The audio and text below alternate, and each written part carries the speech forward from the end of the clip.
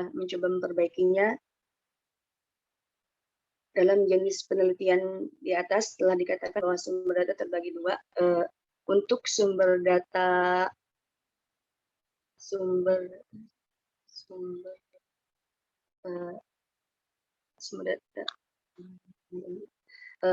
data primer dari penelitian ini adalah Al-Quran dan terjemahan, terus relasi Tuhan dan manusia, pendekatan semantik terhadap Al-Quran, karya Toshihiko Izutsu yang sudah diterjemahkan,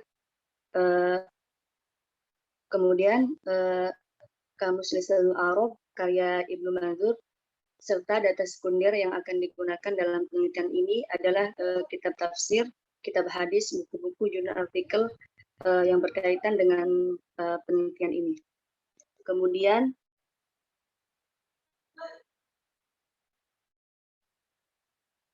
teknik analisa data.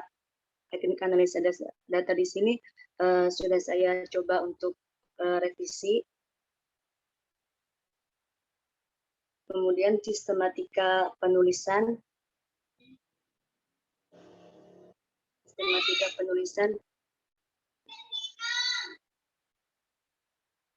Aspek apa saja yang dibahas sudah saya perbaiki, dan selanjutnya aspek teknis insya Allah sudah saya revisi tentang kesalahan titik ataupun koma, juga penulisan kata Al-Quran dengan sudah insya Allah sudah sesuai dengan penulisan di IKI. Outline juga udah saya sertakan outline di bagian setelah daftar isi. Terima kasih, Ibu.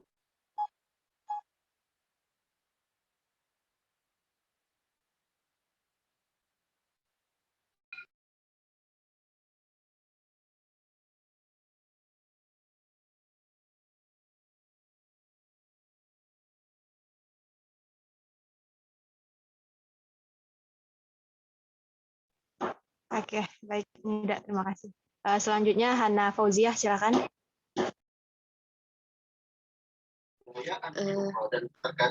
Untuk judul, kemarin Ibu bilang disuruh revisi, jadi saya merevisinya menjadi konsep ketenangan hati dalam surah Ar-Ra'd ayat 28, analisis psikologi pemikiran Imam Al-Ghazali. Untuk latar belakangnya, saya sudah merevisinya. Jadi di sini saat ini berita dari media elektronik maupun media massa banyak sekali memberikan informasi mengenai tingginya kasus bunuh diri. Peristiwa semacam ini menurut praktisi kesehatan mental adalah disebabkan oleh faktor kehampaan, kecemasan, serta kegelisahan yang akut dalam individu. Problem hidup memang seringkali membuat manusia mengalami kegelisahan batin dan kecemasan jiwa, tetapi juga faktor ide bunuh diri bukan hanya didorong oleh faktor psikologis, tetapi juga faktor biologis. Namun faktor yang paling dominan untuk melakukan tindakan bunuh diri ialah faktor psikologis. Padahal dalam Al-Quran, Allah telah berfirman dalam Quran Surah Al-Baqarah ayat 286, Allah tidak membebani seseorang melainkan sesuai dengan kesanggupannya. Manusia di dalam kehidupan pada dasarnya menginginkan kedamaian dan ketenangan. Untuk mencapai sebuah kedamaian dan ketenangan, maka manusia haruslah memiliki pegangan hidup yang mampu memberikan solusi untuk setiap persoalan masalah.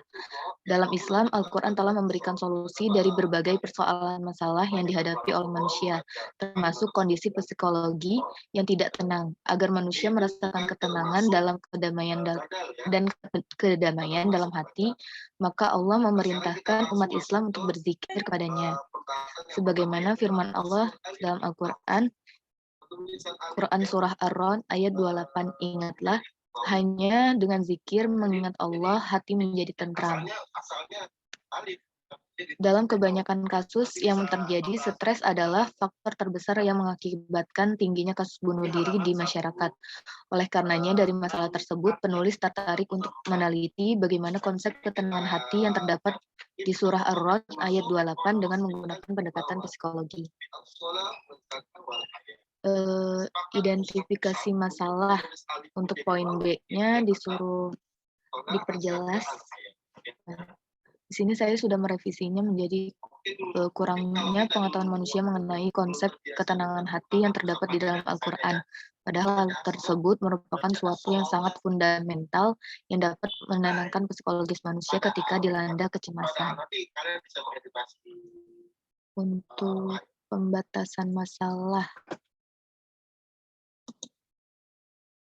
mohon diperbaiki. Di sini saya sudah merevisinya menjadi poin A, bagaimana konsep ketenangan hati dalam Quran Surah Ar-Ra'd ayat 28 dengan analisis psikologi pemikiran Imam Al-Ghazali. Terus untuk poin B, bagaimana implikasi Quran Surah Ar-Ra'd ayat 28 terhadap konsep ketenangan hati. Untuk poin C, bagaimana pendapat para mufasir mengenai Quran Surah Ar-Ra'd ayat 28. Untuk tujuan masalah, mohon disesuaikan dengan rumusan masalah.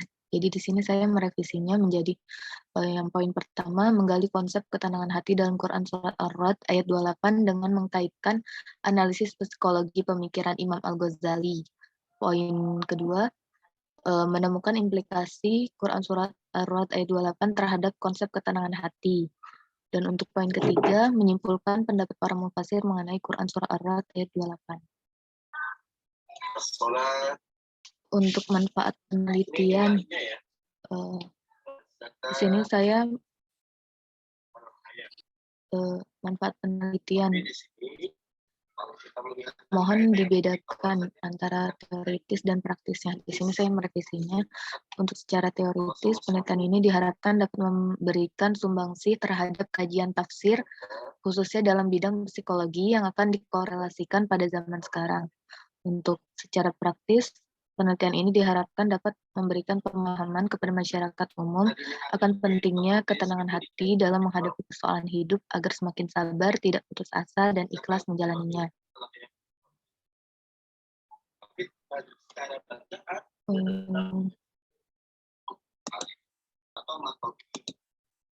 Untuk tinjauan pustaka, mohon menjelaskan perbedaan dan persamaan penelitian sebelumnya dengan penelitian Anda. Di sini saya kajian dalam proposal ini akan berfokus pada sebuah penelitian yang belum pernah dikaji sebelumnya, yaitu mengkaji ketenangan hati dalam sudut psikologi atas pemikiran Imam Al-Ghazali.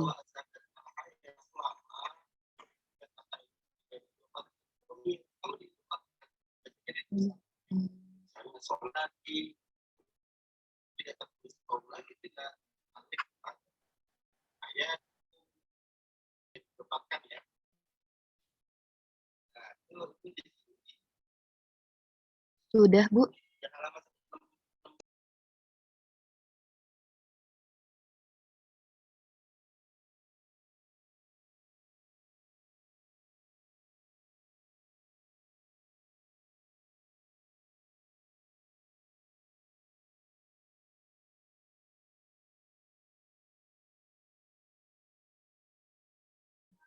Hana udah selesai ya? Sudah, sampai Kak. Tinjauan pustaka aja ya berarti ya?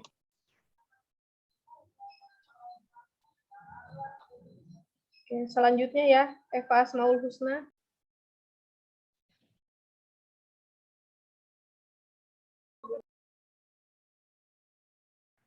Ya.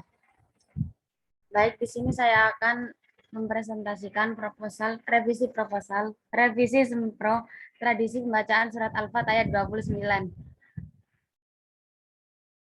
Sudah. Nggak gerak.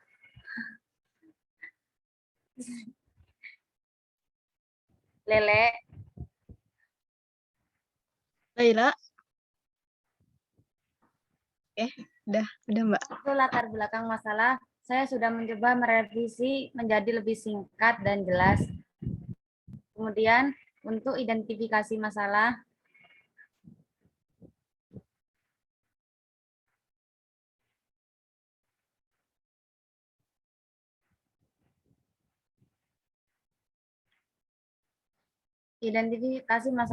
sudah saya ganti.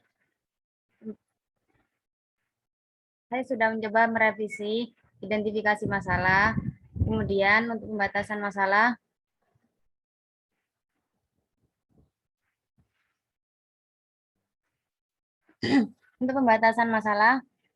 penulis hanya akan mengkaji pada aspek makna di balik tradisi pembacaan surat tersebut dan proses tradisi pembacaan surat tersebut.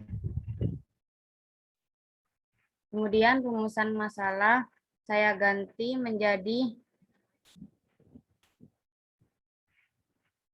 bagaimana tradisi pembacaan surat Al-Fatihah ayat 29 di Pondok Pesantren Tahfidzul Quran Darussalam Jombang dan bagaimana makna di balik tradisi pembacaan surat Al-Fatihah ayat 29. Dan tujuan penelitiannya saya sesuaikan dengan rumusan masalah. Kemudian untuk manfaat penelitian secara teoritis, penelitian ini diharapkan dapat memperkaya wawasan dalam mengembangkan penelitian kajian living Quran secara luas dan mendalam. Untuk manfaat praktisnya, penelitian ini diharapkan dapat menambah wawasan tentang makna tradisi pembacaan surat Al-Fatihah ayat 29 yang dilakukan di Pondok Pesantren Tahfidzul Quran Darussalam Jombang, Jawa Timur. Kemudian tinjauan pustaka, saya sudah mencoba memperbaikinya dan saya sudah menambahkan kesamaan dan juga perbedaan. Lanjut.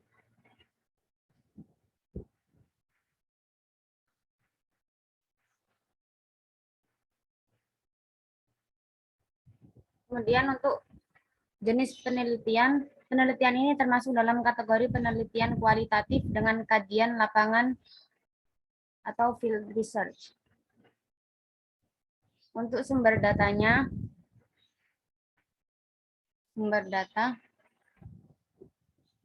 adapun sumber data primernya adalah fenomena tradisi pembacaan surat Al-Fatihah ayat 29. Dan sumber sekundernya adalah dokumentasi dan juga buku-buku yang membahas kajian living Quran dan buku yang membahas keutamaan surat Al-Fatihah ayat 29. Kemudian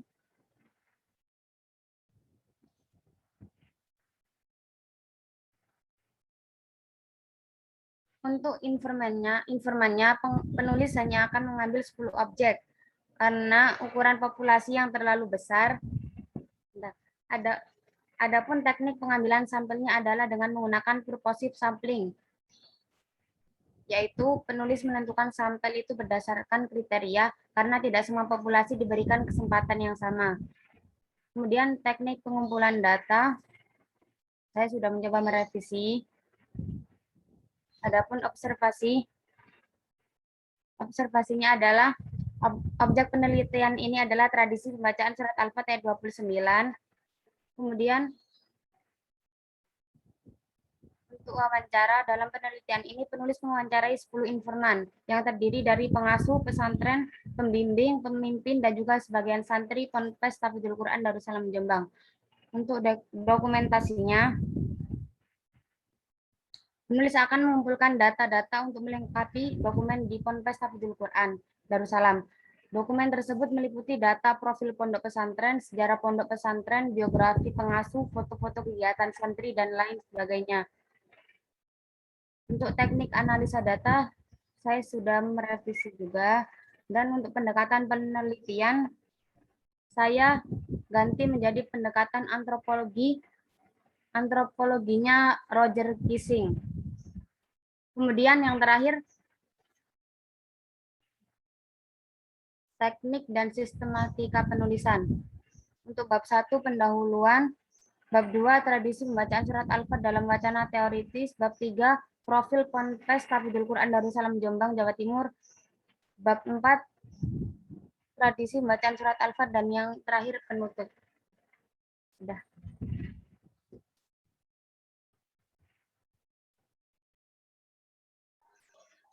Sudah, Eva?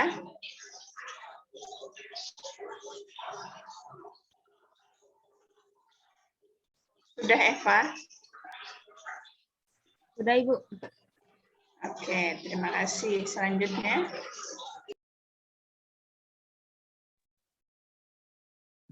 Saya Bu. Adila Ulum. Oke, silahkan. Sebelumnya Jadi izin sebelum memastikan. Eva siapa ya? Fauziah, Hana Ibu. Fauzia, Ibu. Oh, Fauzia ya. Oke, tadi saya keluar. Oke. Ya. Assalamualaikum warahmatullahi wabarakatuh. Di sini saya akan mempresentasikan skripsi dengan judul Metode Arkon dalam Menafsirkan Al-Quran, Analisis terhadap Penafsiran Surat Al-Baqarah ayat 1 sampai 5. Jadi jadinya ganti judul, Bu. Enggak jadi yang Sigmund Freud yang kemarin. Oke. Untuk latar belakangnya, Al-Quran sebagaimana yang dijelaskan Muhammad Abduh mempunyai jangkauan makna yang menyeluruh, dan kitab suci yang diturunkan kepada Nabi Muhammad itu antara lain dinamakan Alkitab dan Al-Quran atau bacaan yang sempurna. Walaupun penerima dan masyarakat pertama yang ditemuinya tidak mengenal baca tulis, ini semua dimaksudkan agar mereka dan generasi berikutnya membacanya. Fungsi utama Alkitab adalah memberikan petunjuk. Hal ini tidak dapat terlaksana tanpa membaca dan memahaminya. Arkon cenderung mengatakan Al-Quran merupakan produk sejarah, maka perlu penafsiran ulang terhadapnya. Al-Quran yang berada di tengah-tengah umat Islam saat ini tidak bisa lepas dari aspek sejarah. Berangkat dari aspek sejarah kritis di atas, muncul pertanyaan dalam diri Arkon, mengapa para agen-agen modern atau para penafsir masih tidak mampu melihat aspek kesejarahan yang terjadi dalam pemikiran Islam. Apakah karena permasalahan umat Islam dalam memahami penafsiran Al-Quran dilatari oleh watak modern, sehingga tidak ada satupun karya pemikir Muslim yang mampu menawarkan penafsiran-penafsiran yang bersifat ilmiah. Konteks pembacaan Al-Quran, Arkon memang digolongkan sebagai pemikir yang berani dalam mempermasalahkan Al-Quran dengan menerapkan pembacaan secara kritis sekaligus konstruktif. Secara kritis karena tidak dapat menghindari bacaan-bacaan lebih awal tanpa terlebih dahulu mengosongkan semua pengertian yang dipaparkan oleh bacaan-bacaan itu. Sedangkan secara konstruktif karena kita harus memberikan kontribusi kepada pengembangan teori sastra yang juga mencakup bentuk-bentuk khusus ekspresi keagamaan.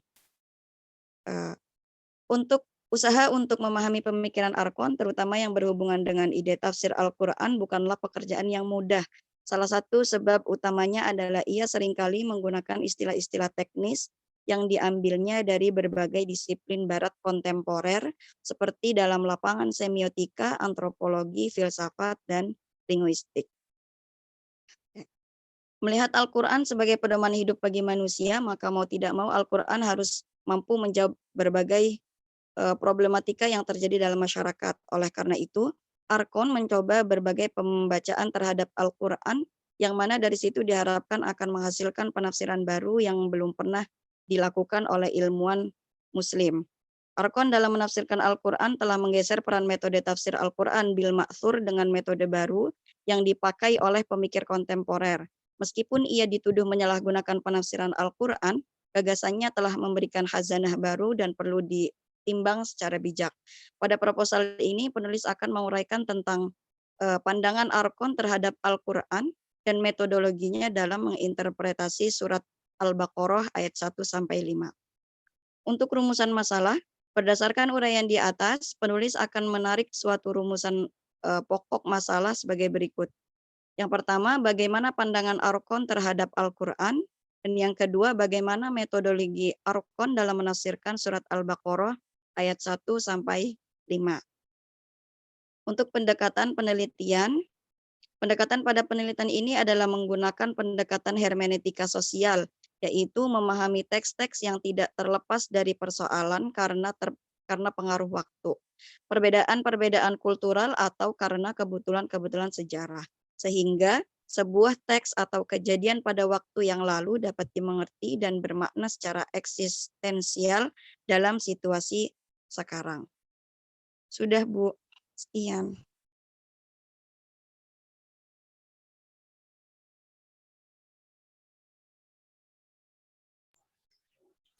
Oke, terima kasih. Selanjutnya. Selanjutnya ke Opi. Baik, Assalamualaikum warahmatullahi wabarakatuh.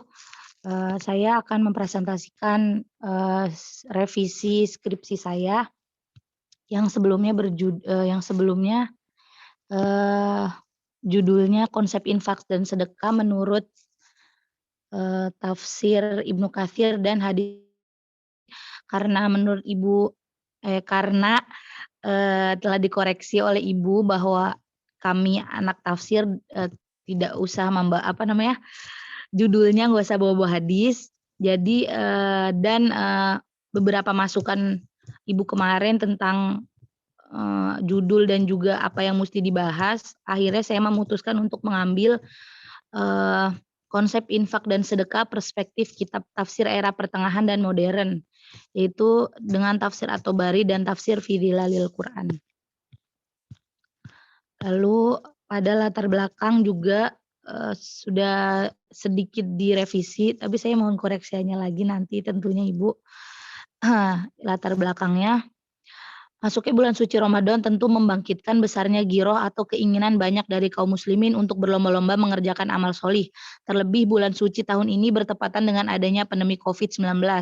Termasuk di antara amal solih yang banyak dikerjakan ialah bersedekah, seperti membagikan buka puasa orang-orang di jalan, membagikan sahur atau yang terkenal di kalangan milenial atau orang-orang di zaman sekarang yaitu sahur on the road. Tidak terbatas usia ataupun profesi, dari yang muda sampai yang tua, para mahasiswa, mahasiswi baik dari kampus Islam maupun umum. Kaum muslimin sendiri melaksanakan amalan bersedekah ini tidak hanya di bulan Ramadan. Tentu dengan luasnya makna sedekah itulah berbagai macam sedekah dilaksanakan kaum muslim, dari yang berupa materi sampai non-materi. Namun banyaknya kegiatan bersedekah ini tidak begitu berdampak pada pengurangan tingkat kemiskinan, terkhusus pada kaum muslim di Indonesia. Dari sinilah penulis merasa kaum muslim menghadapi beberapa misunderstanding tentang bagaimana konsep bersedekah yang baik dan benar menurut syariat Islam. Seperti siapakah yang lebih berhak dan lebih utama menerima infak dan sedekah kita, adab melaksanakan sedekah dan infak, dan masih banyak lagi. Karena baik dan benar tidak bisa diukur hanya dengan akal manusia saja. Begitulah mengapa agama Islam dikatakan sempurna, karena agama Islam menjelaskan segala sesuatu dari A sampai Z, maksudnya yaitu mengajarkan dan mengabarkan kepada manusia bahwa yang baik dan benar juga telah dijelaskan. Maka maksud penulis ini adalah maka penulis hanya tinggal memikirkan bagaimana dapat melaksanakan syariat, tidak perlu membuat syariat lagi. Itu dengan apa? Dengan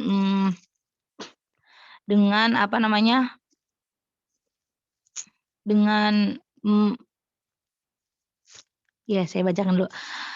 Selain adanya misunderstanding, didapati juga kurangnya paham para masyarakat terkhusus kaum muslim bagaimana konsep dan ketentuan yang benar dalam melaksanakan sedekah menurut syariat. Jadi banyak dari kaum muslim sendiri hanya mengetahui bahwa makna sedekah dan infak sebatas memberi orang lain. Dari sinilah penulis merasa perlu adanya pengkajian lebih mendalam terkait konsep sedekah ini, salah satunya dengan yang akan dilaksanakan penulis. Problematika misunderstanding dan kurangnya pemahaman ini tentu perlu dilacak secara historis ke dalam literatur keilmuan Islam, khususnya literatur tafsir. Kenapa tafsir? Sebab tafsir merupakan disiplin ilmu yang secara langsung bersentuhan dengan teks-teks keagamaan, khususnya Al-Quran. Jalan terbaik untuk mengetahui penyelesaian problem ini adalah dengan mengkaji tafsir Al-Quran. Lalu di identifikasi masalah, dari pemaparan latar belakang masalah di atas muncullah beberapa permasalahan. Di antara permasalahan yang dapat diidentifikasi oleh penulis adalah ketidaksesuaian pemahaman konsep sedekah dengan prakteknya, ketidakpahaman masyarakat umum kepada konsep dan ketentuan infak dan sedekah, ketidakseimbangan antara semangat bersedekah dan bagaimana seharusnya sedekah itu dilaksanakan. Dan masih banyak lagi. Lalu pada pembatasan masalah kemarin juga masih terlalu banyak dan ngawur, yang lalu saya sudah mencoba untuk merevisinya. Berdasarkan identifikasi masalah di atas, penulis membatasi kajian konsep sedekah dan infak hanya terfokus penafsiran ayat-ayat sedekah dan infak pada kitab tafsir At-Tabari dan tafsir fi Dhilalil Quran. Selain itu juga mengingat ayat yang berbicara sedekah dan infak sangat banyak, penulis hanya memfokuskan pada surat At-Taubah ayat 60, lalu surat Al-Baqarah ayat 195, surat Al-Baqarah ayat 210, dan surat Al-Fatihah ayat 3. Lalu rumusan masalah juga sudah direvisi karena kemarin masih menggunakan tafsir tafsir Ibnu Katsir dan hadis Sahih Bukhari. Maka rumusan masalahnya berdasarkan pembatasan masalah di atas. Rumusan masalah dalam penelitian ini adalah bagaimana konsep dan ketentuan sedekah di infak menurut kitab tafsir At-Tabari dan tafsir fi Dhilalil Quran, dan bagaimana relevansi konsep sedekah dan infak dengan praktik sedekah dan infak pada masyarakat di Indonesia secara umum. Tujuan penelitian berdasarkan rumusan masalah dapat disimpulkan bahwa tujuan penelitian ini diantaranya sebagai berikut: mengumpulkan ayat-ayat yang berkenaan dengan konsep dan infak, memaparkan dua penafsiran ayat sedekah dan infak yang telah dipilih menurut perspektif tafsir At-Tabari dan tafsir fi Dhilalil Quran. Lalu kajian pustakanya Ibu, saya mohon maaf sebelumnya karena saya belum merevisinya. Saya masih mencari-cari yang kemarin itu kan revisiannya tahunnya, karena di sini banyak tahun yang sudah lama. Saya belum nemu skripsi-skripsi yang membahas tentang ini lagi yang tahunnya minimal tahun 2018 kalau nggak salah ya. Gitu Ibu. Lalu sumber datanya juga sudah dirubah melalui tafsir At-Tabari dan tafsir fi Dhilalil Quran. Ya, sudah. Terima kasih.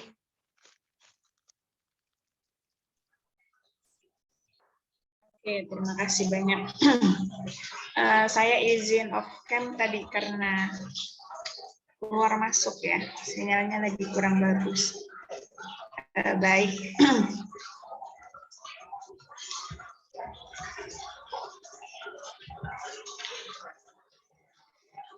Yang saya share sudah terlihat, Kasma?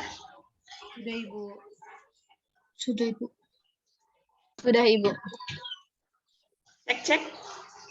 Oke, sudah. Suara saya terdengar jelas?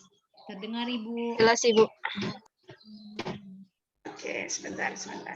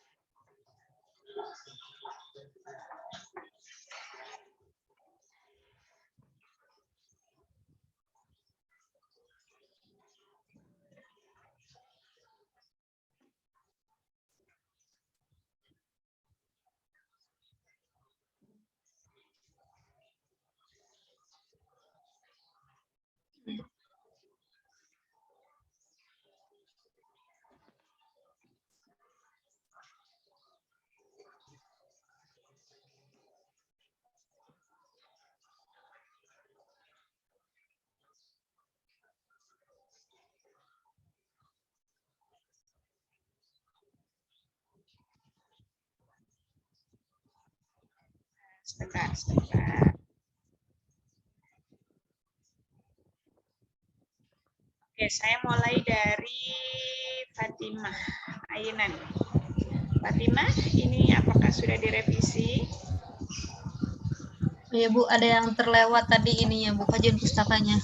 Fatimah masih ini Bu, masih kayak jadi bingung gitu kan setelah kebetulan emang nemu kontaknya itu pas deket-deket deadline nih Bu.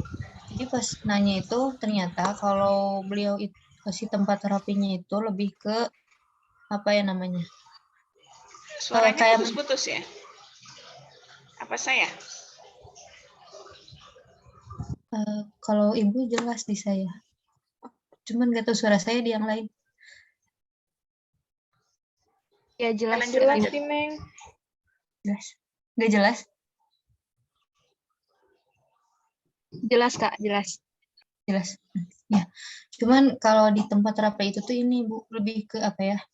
Jadi mencari akar permasalahannya dulu, misalnya kayak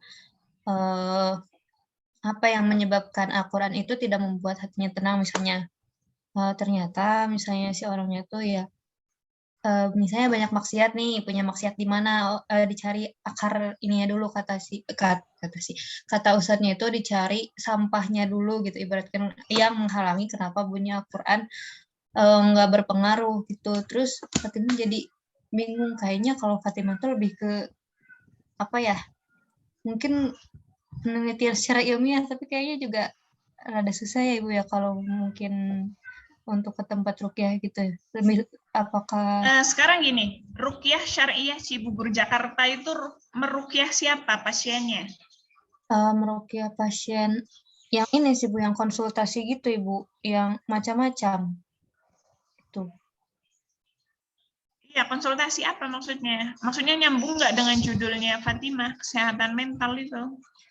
Ya, iya Ibu. Apakah mereka yang kerasukan jin atau mereka yang seperti apa? Dan ketika ruqyah ini betul-betul murni ruqyah atau ada yang kan ada ya beberapa tempat ruqyah itu di apa? Tidak hanya ruqyah proses pengobatannya itu, tapi ada yang menggunakan pengobatan obat-obat herbal. Nah, jadi di sini kan kesembuhannya, apakah kesembuhan karena ruqyah atau karena obat herbal itu kan juga untuk mengukurnya sulit. Nah, ruqyah di sini tuh betul-betul murni ruqyah atau ada tambahan dengan pengobatan herbal, itu satu pertanyaan pertama. Pertanyaan kedua, pasien yang seperti apa yang diruqyah oleh mereka?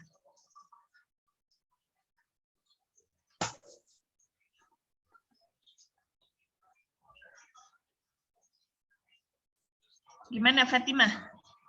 Ibu mohon maaf barusan ini koneksinya tidak Koneksi stabil, jadi saya? nggak terdengar. Koneksi saya Ibu tidak Oh, stabil, jadi nggak ini. iya, intinya begini. Kalau Fatimah menggunakan objek penelitian ruqyah, coba pastikan yang diruqyah oleh mereka itu pasien yang seperti apa. Tentunya judul itu menyesuaikan. Itu ya. Kalau mereka hanya sekedar konsultasi, apakah itu nyambung dengan judulnya Fatimah, kesehatan mental? Atau seperti apa? Itu satu ya. Jadi mohon dipastikan dulu pasien-pasien ruqyah mereka itu pasien yang seperti apa. Tentunya judul menyesuaikan. Itu yang pertama. Kemudian yang kedua, Fatimah mohon dipastikan ruqyah ini itu cara meruqyahnya seperti apa? Proses pengobatannya itu seperti apa? Apakah betul-betul murni ruqyah atau ada pengobatan yang mensupport juga agar pasien itu bisa cepat sembuh. Misalnya ya, saya pernah mendapati ada salah satu tempat yang meruqyah, tapi mereka juga melakukan pengobatan herbal. Jadi untuk supaya pasien itu cepat sembuh, itu tidak hanya ruqyah, tapi juga disupport dengan obat-obat herbal. Berarti kan di sini kesembuhannya masih belum bisa diukur ya, apakah kesembuhannya karena ruqyah atau karena obat herbal itu. Nah, ini juga harus dipastikan oleh Fatimah, gitu ya.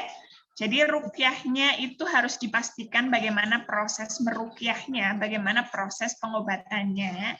Kemudian yang kedua, pastikan pasien yang diruqyah mereka itu pasien yang seperti apa. Karena saya mendengar ceritanya Fatimah, jadi nggak nyambung dengan judul peran bunyi bacaan Al-Quran bagi kesehatan mental. Itu yang pertama, catatan untuk judul ya. Kemudian di latar belakang juga nanti disempurnakan lagi Fatimah, karena kurang nyambung.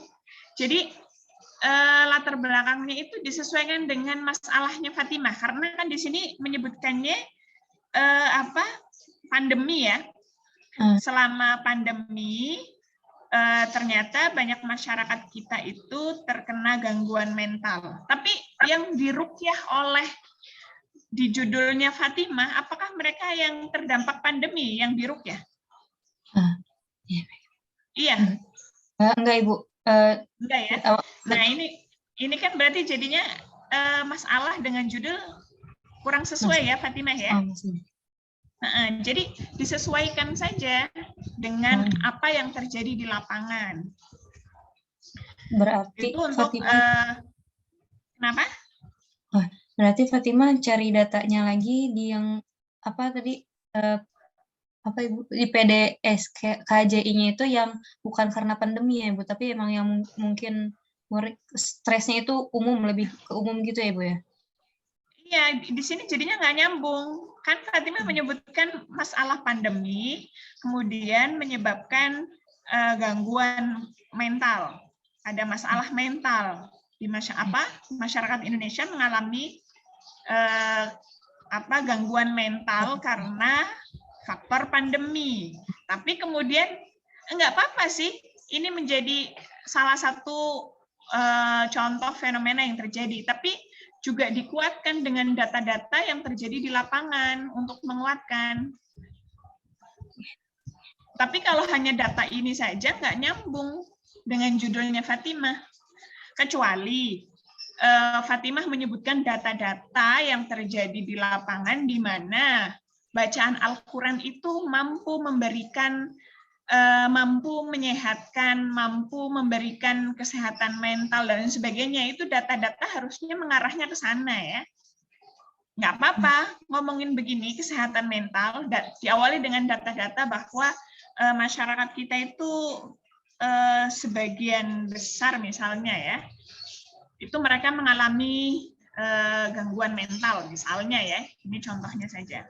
Tapi disebutkan data-datanya. Habis itu nanti dihubungkan bagaimana Al-Quran itu, peran bunyi Al-Quran itu bisa memberikan pengaruh terhadap kesehatan mental. Itu juga kalau ada data-data yang ditemukan, itu lebih bagus. Itu disebutkan. Nah, baru nanti sampaikan itu lembaga yang tempat objek penelitian yang hendak dipakai oleh Fatimah, itu juga digambarkan sekilas. Kalau begini, latar belakangnya kurang tepat dengan judulnya Fatimah. Betul nggak? Jadi judulnya apa, yang melatar belakangi masalah, jadinya nggak sesuai. Begitu ya Fatimah ya? Mohon direvisi. Dan jangan terlalu singkat ya 4 halaman lah. Kemudian identifikasi masalah, ini juga harus sesuai ya. Poin A ini tentunya nggak sesuai ya, atau nggak apa-apa, tapi mungkin diperkaya lagi, karena kan tadi yang saya sampaikan di latar belakang, data itu harus dikuatkan dengan data-data yang lain ya, supaya nyambung dengan penelitiannya Fatimah. Jadi identifikasi masalah tentu menyesuaikan ya, karena latar belakang juga perlu direvisi, maka identifikasi masalah, namanya identifikasi masalah kan masalah-masalah yang kemungkinan muncul dari latar belakang ya. Karena latar belakang perlu Fatimah memperkaya data, maka tentunya identifikasi masalah menyesuaikan ya, direvisi juga. Nah, batasan masalah ini juga nanti Fatimah mohon direvisi juga ya. Jadi seperti yang saya sampaikan sebelumnya, batasan masalah itu membatasi apa yang ada di identifikasi. Jangan membahas yang lain gitu ya. Jadi membatasi dulu, sampaikan dulu berdasarkan identifikasi masalah di atas, penulis membatasi hanya pada yang mana nih dari A, B, C, D, E, F, G. Yang mana yang mau diambil gitu ya. Jadi membatasi apa yang ada di identifikasi. Baru nanti setelah Fatimah menyampaikan bahwa saya membatasi pada aspek ini loh, misalnya ya yang ada di identifikasi, baru nanti disampaikan ruqyah syar'iyah Cibubur dan seterusnya ya. Jadi harus disampaikan dulu membatasi dari aspek apanya yang ada di identifikasi. Begitu ya Fatimah ya. Kemudian rumusan masalah. Bagaimana peran bunyi lantunan ayat suci Al-Quran yang dinyatakan dan memberikan keterangan. Jangan bagaimana peran bunyi dulu mungkin ya, tapi bagaimana praktik pengobatan ruqyah itu. Gitu ya. Jadi bagaimana praktik pengobatannya dulu dideskripsikan dulu oleh Fatimah, baru nanti poin B-nya bagaimana dampak bacaan Al-Quran terhadap kesehatan mental para pasien yang ada di sana. Gitu ya. Jadi poin B sama C nggak perlu. Jadi yang ininya dulu, praktiknya dulu, lalu poin yang A sudah cukup segitu Ibu maksudnya. Poin A itu bagaimana praktik itu digambarkan secara detail oleh Fatimah nanti di bab 4. Poin B-nya bagaimana dampak dari bacaan Al-Quran itu terhadap kesehatan mental para pasien yang ada di sana. Jadi poin B sama C nggak perlu, sudah otomatis nanti akan dijawab di bagaimana dampak tadi peran bacaan Al-Quran terhadap pasiennya. Jadi nggak perlu nih poin B nggak perlu. Bagaimana menjawab rasa penasaran masyarakat modern kan nggak perlu. Dengan menemukan data, Fatimah mendapati data bahwa ternyata dampak bacaan Al-Quran terhadap pasien ruqyah untuk kesehatan mental ya. Oh ternyata menghasilkan data-data yang terlihat memang betul-betul berdampak positif ya. Ya tentunya pasti masyarakat akan mengetahui ya hasil temuannya Fatimah. Kemudian juga poin C nggak perlu. Apa yang akar permasalahan yang menjadi penyebab mengapa Al-Quran tidak memberikan ketenangan bagi beberapa orang. Nah ini kan juga jadi nanti ketika turun di lapangan data-data yang tidak memberikan efek terhadap kesehatan mental nanti kan tergambar juga di poin B tadi yang saya sampaikan bagaimana dampak dari bacaan Al-Quran itu terhadap kesehatan mental para pasien terapi ruqyah yang ada di sana ya. Begitu ya Fatimah ya. Tentunya tujuan penelitian menyesuaikan ya. Ini Fatimah juga rumusan masalah ada 3, tujuan penelitiannya ada 2. Harusnya kalau 3 ya sama, tujuan penelitian itu harus 3 juga, harus sama. Tapi kan tadi saya sampaikan rumusan masalah direvisi ya. Jadi kalau bagaimana praktik pengobatan ya tujuan penelitiannya yang pertama mendeskripsikan praktik ruqyah bla bla bla bla. Kemudian yang kedua, tujuan penelitiannya juga menyesuaikan karena rumusan masalahnya bagaimana dampak bacaan Al-Qur'an, ya berarti nanti tujuan penelitiannya yang kedua adalah menganalisa dampak bacaan Al-Qur'an terhadap kesehatan mental para pasien ruqyah bla bla bla bla gitu ya. Jadi harus disesuaikan. Kemudian manfaat penelitian kalau memang hanya 1, jadi tidak perlu dikasih huruf A. Kalau memang hanya ada 1. Tapi kalau memang Fatimah ingin menambah B, C, D, ya berarti jangan hanya A, gitu ya. Baik, Ibu. Kemudian mungkin ditambahkan ya berkontribusi dalam pengembangan kajian ilmu Al-Quran dan tafsir khususnya di bidang kajian living Quran misalnya ya, karena kan ini bagian daripada bagaimana Al-Quran itu hidup di masyarakat. Kemudian secara praktis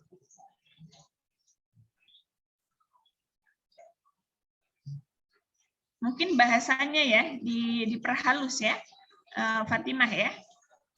Membantu menemukan alternatif ini juga kurang apa ya, soft gitu didengarnya. Kemudian yang poin B juga ya, menjadi jawaban dengan bukti pengalaman spiritual. Nah ini juga mohon bahasanya diperhalus. Kemudian yang kajian pustaka, namanya kajian pustaka itu penelitian terdahulu. Penelitian terdahulu yang sama dengan Fatimah. Jadi di sini tidak menjadi sumber penelitiannya Fatimah, bukan.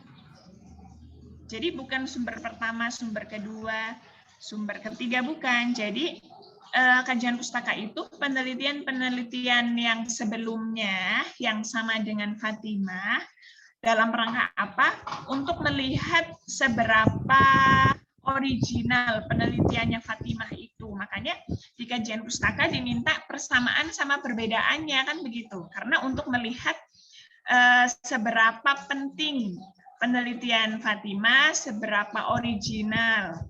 Kalau memang, oh iya betul-betul penelitian ini tuh belum pernah dilakukan oleh peneliti sebelumnya, dibuktikan dengan apa yang disampaikan di kajian pustaka. Jadi kajian pustaka itu bukan dalam rangka untuk menjadi sumber penelitian Fatimah. Jadi ketika Fatimah menyampaikan dalam penelitian ini terdapat beberapa sumber kajian pustaka yang penulis jadikan sumber. Ini kurang tepat ya. Jadi prolognya mohon direvisi dan di sini bukan sumber. Ya, jadi penelitian yang sama, penelitian terdahulu yang sama dengan Fatimah itu apa saja? Sebutkan minimal 5, minimal 2018. Ini tidak ada footnote ya, nanti ditambahkan footnote, dan nanti penelitian sebelumnya ini mohon disertakan hasil temuannya apa. Jadi setelah itu persamaan dan perbedaan penelitian Fatimah dengan penelitian sebelumnya apa. Setelah itu kontribusi penelitian sebelumnya terhadap Fatimah itu apa. Nah ini mohon dilengkapi ya. Saya lihat di ini sumber kedua, jadi bukan sumber ya. Kemudian juga ini juga sumber data ketiga, ini mohon dirapikan. Kalau berbicara ruqyah, saya rasa banyak sekali ya ruqyah. Jadi mungkin mohon kayak yang kedua ini apa ini? Itu tuh saya ambil tentang tilawah Al-Quran terhadap ketenangan hati. Nah ini nggak nyambung sama judulnya Fatimah. Coba cari judul-judul yang bagaimana Al-Quran itu memberikan kesehatan mental. Ruqyah itu kan banyak sekali ya. Saya yakin penelitian tentang ruqyah itu kan banyak. berarti ini ya Bu, lebih ke yang meneliti tentang ruqyah gitu ya. Nah, ruqyah ini tuh kesehatan mental atau kesehatan apa ini? Kalau orang di ruqyah itu mentalnya yang sehat atau apanya yang sehat, Fatimah? Yang mental ya. Kalau ruqyah. Nah, itu juga ada. mohon di itu ya. Mohon jadi orang yang di ruqyah itu sehatnya itu sehat apa ini? Sehat jasmani rohani, sehat yang gimana nih? Ini juga tadi mohon dipastikan dulu ya judulnya ya. Jadi orang-orang yang sakit di sana itu pasiennya seperti apa itu yang menentukan ya. Apakah terus ketika mereka sehat itu sehat yang seperti apa sehingga judulnya itu sesuai dengan masalah yang terjadi di lapangan. Oke, itu tadi ya. Untuk kajian pustaka mohon direvisi semuanya. Dan nanti di akhir mohon dikasih pernyataan singkat yang menyampaikan bahwa dari data-data yang sudah disampaikan di atas menunjukkan bahwa penelitian mengenai bla bla bla bla belum pernah dilakukan oleh peneliti sebelumnya. Ini artinya penelitian tentang bla bla bla bla merupakan penelitian yang original dan seterusnya ya. Artinya kesimpulan dari apa yang sudah disampaikan oleh Fatimah di atas. Kemudian ini saya agak cepat ya karena waktu tinggal setengah jam. Jenis penelitian. Ini kan kajiannya lapangan ya. Jadi Fatimah tidak perlu menyampaikan menggunakan kajian library research. Tidak perlu ya.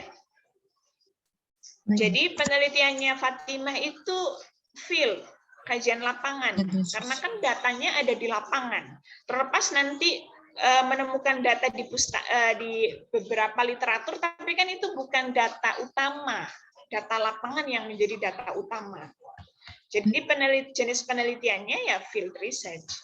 Jadi tidak perlu menyebutkan library research di jenis penelitian.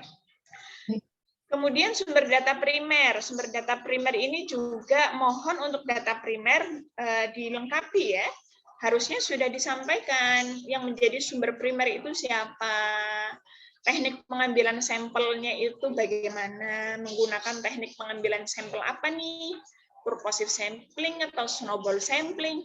Kalau berdasarkan purposive, berdasarkan kriteria yang seperti apa nih? Kan begitu ya.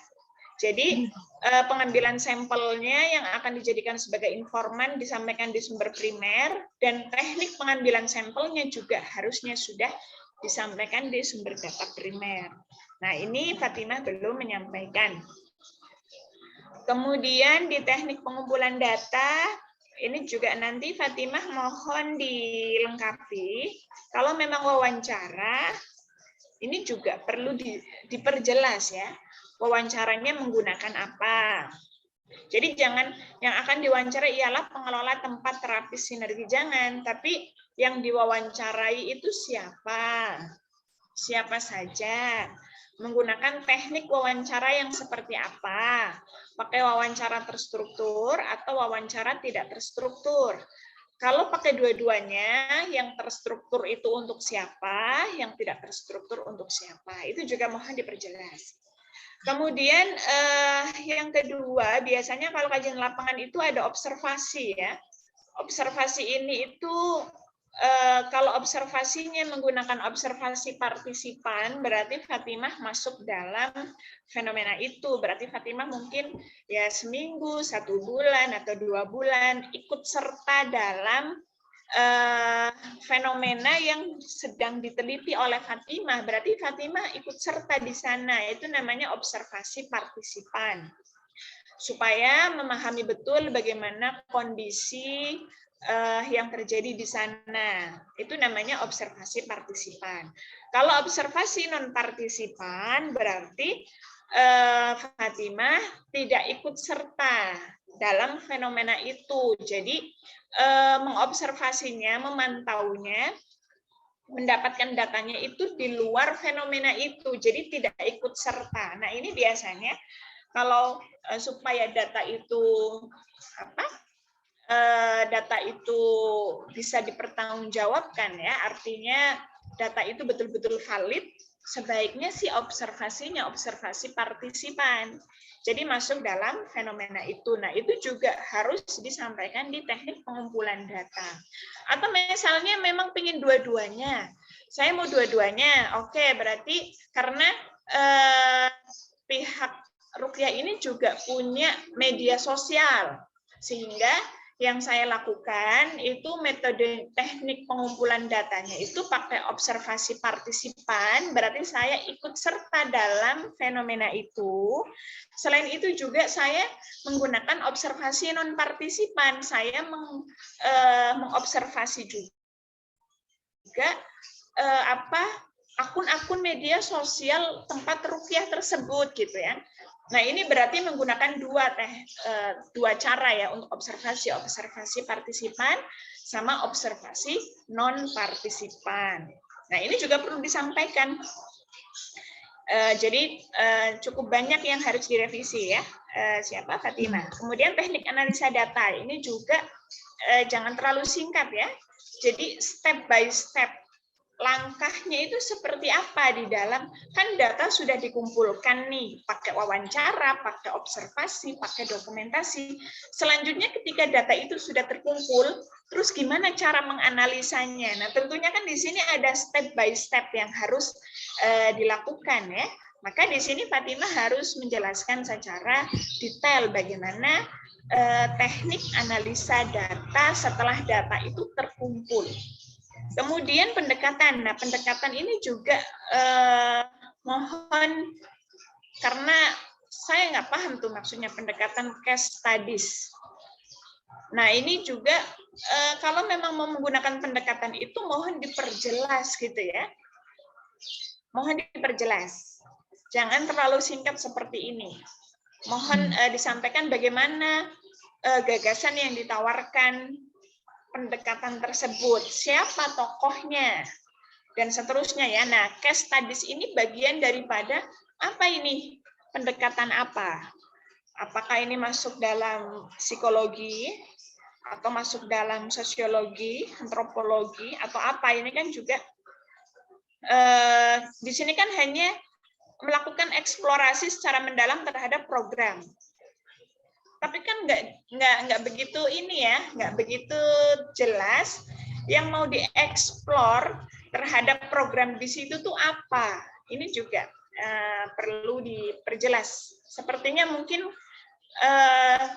pendekatannya ini kali ya yang perlu diperdalam. Apa ini maksudnya? Iya. Kemudian untuk sistematika penulisan,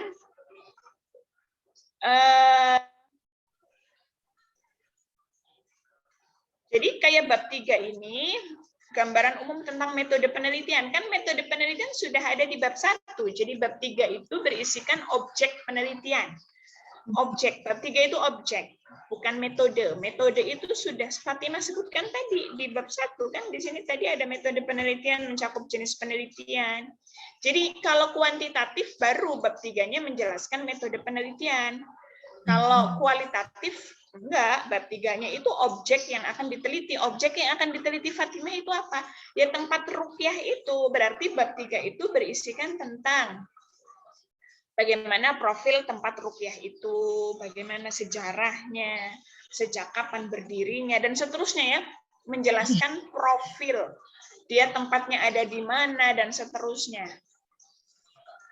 Bagaimana program-program yang ada di tempat tersebut dan seterusnya ya. Artinya bab 3 itu berisikan objek yang akan diteliti, bukan metode. Nah, ini juga bab 4 mohon jangan hanya analisa hasil, tapi coba digambarkan bab 4 itu berisikan tentang apa. Bab 3 apa saja, bab 2 dan seterusnya ya. Ini daftar pustaka masih belum ada, minimal 15 mohon direvisi, kemudian outline-nya juga mohon ditambahkan ya. Ini nanti untuk teknis mohon juga dirapikan ya. Layout-nya juga mohon dirapikan. Ini contoh kecil. Ini kan terlalu jauh ya. Jadi layout pun juga harus rapi karena menulis itu untuk dibaca, maka layout pun juga harus diperhatikan supaya pembaca itu menikmati apa yang ditulis oleh Fatimah. Begitu ya Fatimah ya. Sementara Baik, itu Ibu. dulu saya lanjut ke yang lain dulu ya. Ibu, baik Ibu, terima kasih. Mohon maaf masih banyak kesalahan Ibu. Oke, nggak apa-apa. Yang penting nanti pas UAS betul-betul sudah direvisi ya Fatimah ya. Baik Ibu. Oke, selanjutnya Lina. Cek Lina. Iya Ibu Hadiroh. Oke, makna sodar dalam Al-Quran, analisis kajian semantik Toshihiko Izutsu, kasih tahun wafatnya ya. Kemudian judulnya, judul latar belakang ya. Mohon nanti ada beberapa kata-kata yang mungkin mengganggu ya. Misalnya begini, Lina, kata sodar apabila dipisahkan dari kalimat syarhus sodri, ini dikenal pasti. Kenapa ada kata pasti ya? Nah, ada kata-kata yang mengganggu pembaca ya, mohon diperhalus lagi bahasanya. Dan juga hindari kata-kata dan ya, dan itu jangan diletakkan di awal kalimat. Kan bisa sementara, jangan dan ya.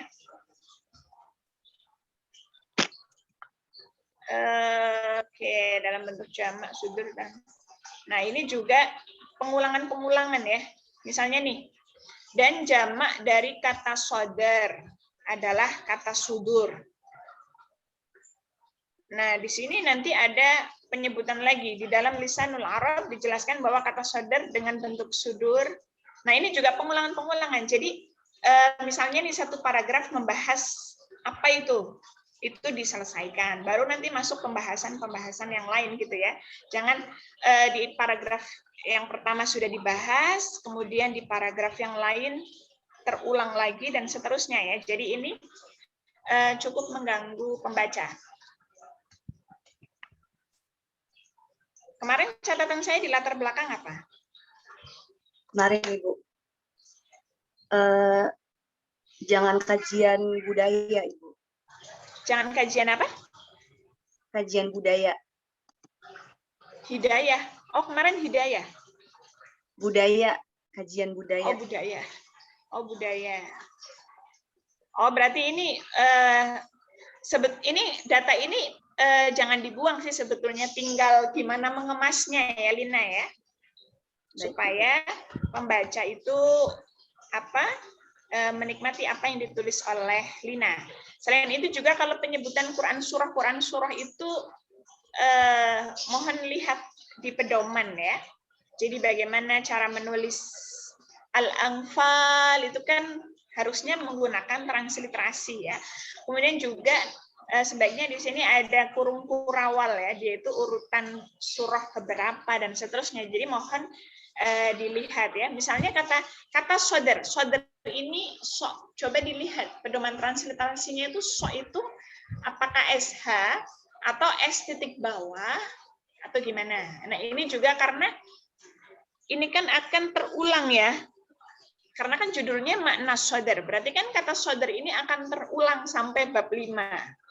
Akan terus terulang. Nah, ini mohon diperhatikan sekali untuk transliterasi ya, karena akan banyak menyebutkan itu. Lina ya. Mu'jam al-Mufahras ini juga. Li-alfaw.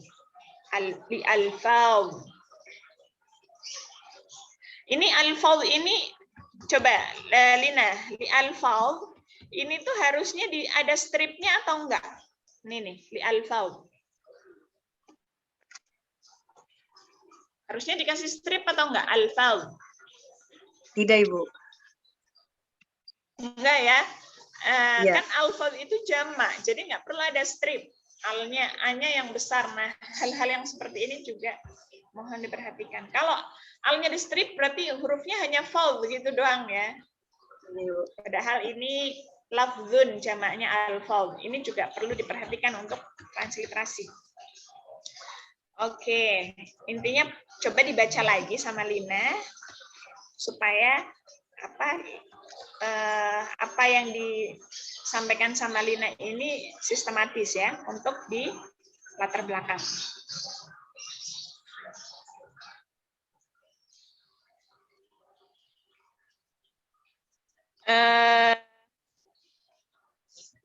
Oke, saya lanjut ke identifikasi. Kurangnya pengetahuan masyarakat dalam memahami makna kata Al-Quran. Ini juga terlalu umum ya, Lina ya. Enggak apa-apa, mungkin ditambahkan ya. Ada yang fokus pada sodar. Masalah pada makna sodar itu apa? Belum disampaikan kan? Hanya kurangnya pengetahuan masyarakat dalam memahami makna kata dalam Al-Quran. Berarti kan umum. Banyak terjadi misunderstanding dalam memahami suatu makna kosakata dalam Al-Quran. Ini juga umum. Anggapan bahwa tidak adanya kosakata dalam Al-Quran yang mempunyai banyak makna. Ini juga. Saya nggak paham nih poin C. Nah, ini juga umum juga. Nah, ini nggak ada yang fokus pada sodar. Ya. Ya, Lina ya. Nah, ini juga nanti pembatasan masalah. Tentunya yang tadi saya sampaikan ke Fatimah, membatasi apa yang ada di identifikasi. Dari identifikasi masalah di atas, penulis membatasi hanya pada yang mana nih dari A, B, C, D, E, F, G, H, I, dan seterusnya ya. Yang mana yang mau dibatasi dari poin-poin yang ada di identifikasi. Nah, baru nanti menyebutkan penjelasan setelahnya ya, menggunakan tasyihiko dan seterusnya.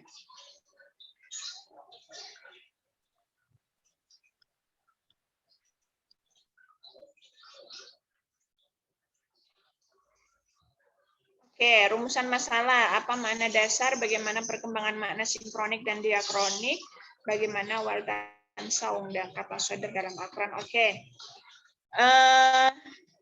Tujuan penelitian, ini juga nanti layoutnya ya. Tujuan penelitian kan harusnya bukan lurus dengan rumusan masalah ya, Lina ya. Harusnya kan lurus dengan dengan latar belakang, permasalahan, ini juga. Ya kan Lina ya? Jadi layout itu penting. Jangan lurus dengan rumusan. Ini kan lurus dengan rumusan ya. Padahal kan subnya beda. Memahami mana dasar, mengamati perkembangan, jangan mengamati, ya, menganalisa itu.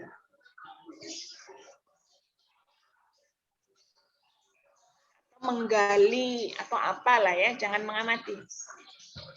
Menguraikan ini juga kurang mendalam ya. Menggali atau mengamati. Kemudian secara teoritis memberikan kontribusi ilmiah dalam hal serta meningkatkan kemudian berpengalaman.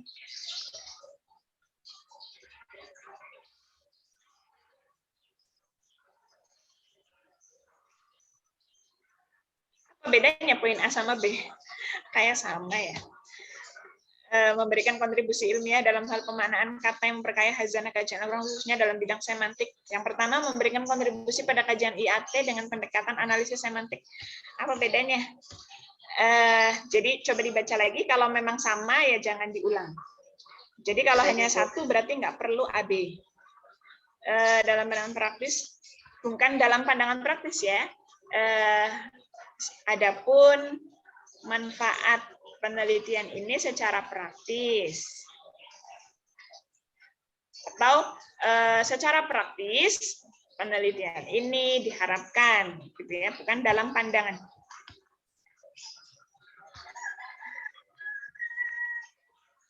Ini kok ada makna kolab serta memberi kejelasan makna kolab. Nah, ini kayaknya belum diganti. Oh, Ibu. Oke. Coba direvisi lagi. Kajian pustaka nanti 2013 ya. Mohon yang 2000 Iya, Ibu. ini ya. 18. Banyak kok. Soalnya masih agak susah ya. Menganalisa solder kayaknya banyak kok.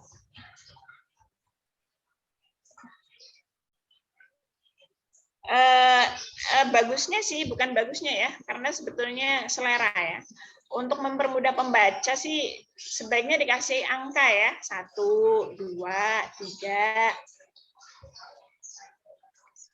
Hasil temuan, tapi persamaan perbedaannya belum disampaikan ya. Iya, Ibu.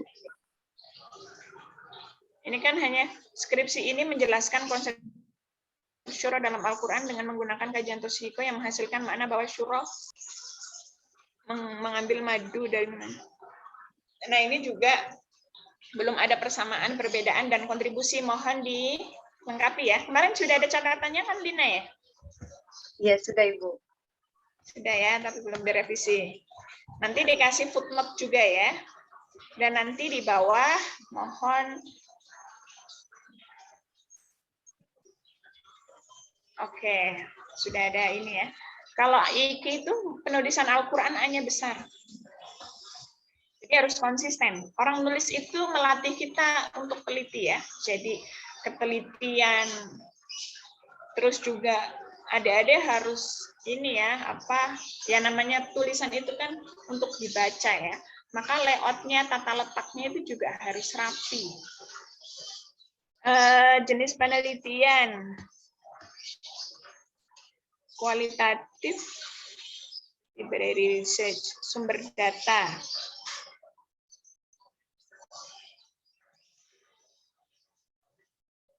Nah, sumber datanya hanya ini. Sumber data primernya mohon diperkaya lagi ya. Jadi seperti siapa kemarin ya, kelompok-kelompok sebelumnya saya lihat sudah ada yang bagus itu. Jadi namanya penelitian semantik kan tidak cukup dengan bukunya Toshihiko saja ya. Buku Toshihiko ini kan dijadikan sebagai pisau analisis. Sementara untuk mendapatkan data-data yang sesuai dengan teori atau gagasan Toshihiko kan harus menemukan di berbagai literatur kamus Arab. Ya, kamus Arab itu tidak hanya Lisanul Arab. Ada kamus-kamus yang lain ya. Kamus-kamus Arab, kemudian juga berbagai literatur kitab tafsir, baik klasik, pertengahan maupun kontemporer, itu kan untuk menganalisa, tadi kan ada sinkronik dan diakronik, berarti kan harus memahami juga bagaimana Al-Quran itu pra-Quranik, Quranik, dan pasca-Quranik. Nah, untuk mendapatkan data itu kan juga harus melihat berbagai literatur kitab tafsir juga. dijadikan sebagai sumber data primer. Mohon di itu ya, coba di sharing teman-teman yang menggunakan semantik. Ada kemarin yang sudah bagus. Teknik pengumpulan data.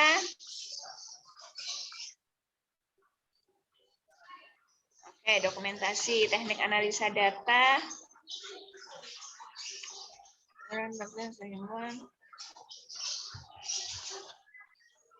Oke, metode pendekatan penelitian. Ini menggunakan teori semantik Al-Quran. Semantik Al-Quran jangan usah buka kurung ya. Semantik Al-Quran, Toshihiko Izutsu, langsung saja, nggak usah dikasih buka kurung. Dan nama orang ya huruf kapital ya. Huruf awalnya kapital. Toshihiko Izutsu titik.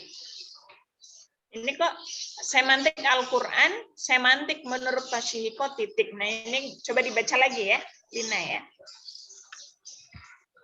Oke, ini sudah disampaikan ya. Tapi mohon dikasih footnote ya, Lina ya.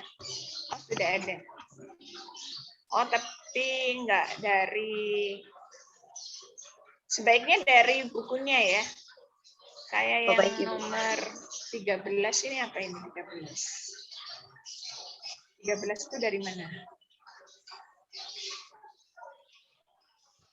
Footnote 13. Nah, harusnya footnote 13 ini dari bukunya Toshihiko ya. Ini kan Muhammad Iqbal. Oke, teknik dan sistematika penulisan. Bab kedua tentang shadar. Ini saya bab ketiga. Bab ketiga tentang shadar lagi. Oke, jadi nanti bab ketiganya tentang Toshihiko-nya ya. Dan gagasan Toshihiko. Ya, Lina ya.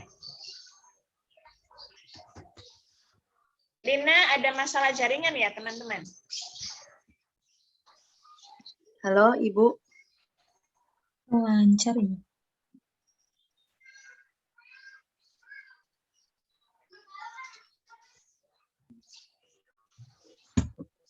Saya atau Lina tadi?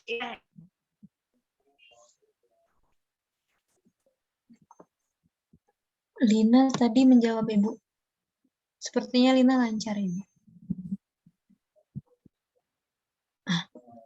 Ibu terkeluar ya? Kayaknya iya, Kak. Ada kok, Mbak. Oh, ada. Maaf, Ibu. Saya terlempar.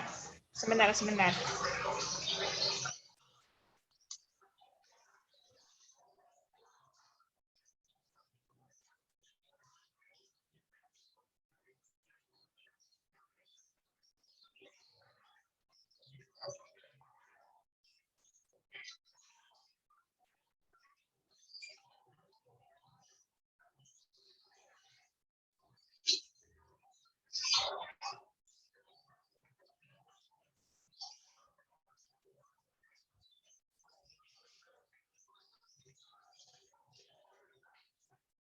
Oke.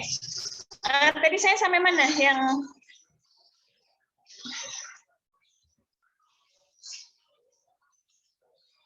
saya sampai mana tadi? Lina, saya sampai mana tadi, Lina? Ibu, sampai tadi sistematika penulisan. Oh ya, jadi bab 3-nya mohon direvisi ya. Jangan semuanya shadar, tapi ada yang bab 3-nya itu tentang Toshihiko sama gagasan semantiknya ya. Baik, Ibu. Oke, berarti deskripsi kata shadar. Nah, ini jangan langsung klasifikasi ayat-ayat shadar ya, tapi pengertian dulu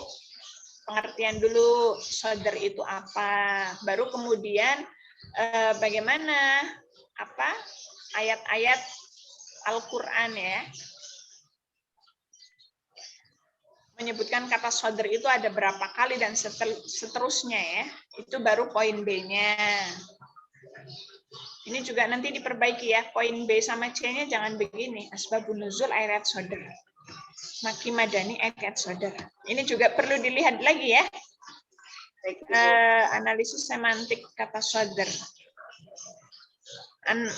Bab 3 itu Toshihiko sama gagasan semantiknya.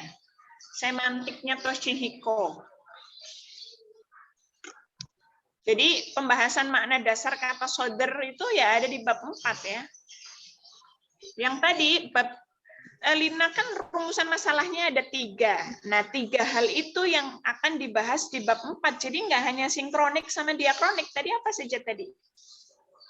Ada makna dasar sama relasional, ada Weltanschauung. Kemudian sinkronik sama diakronik kan begitu ya. Jadi bab 4 itu menyesuaikan apa yang dirumusin oleh Lina. Begitu ya Lina ya? Baik Ibu. Oke, daftar pustaka minimal 15 ya. Jadi kalau belum 15 mohon dilengkapi menjadi 15. Kemudian saya lanjut dulu ya. Siapa ini? Hana Fauziah. Hana? Oke, sama-sama Hana. Iya, saya Bu. Konsep ketenangan hati. Emang Imam Al-Ghazali punya pemikiran tentang psikologi ya?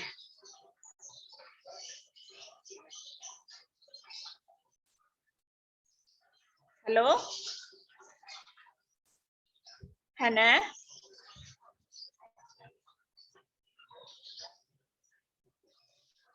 Oke, nggak ada respon ya. Saya ke yang lain dulu. Eva? Ya, Bu. Oke, Eva. Tradisi pembacaan surah Al-Fat ayat 29. Studi Living Quran di Pondok Pesantren Tahfidzul Quran Darussalam Jombang, Jawa Timur. Oke, judulnya tidak ada masalah ya. Latar belakang.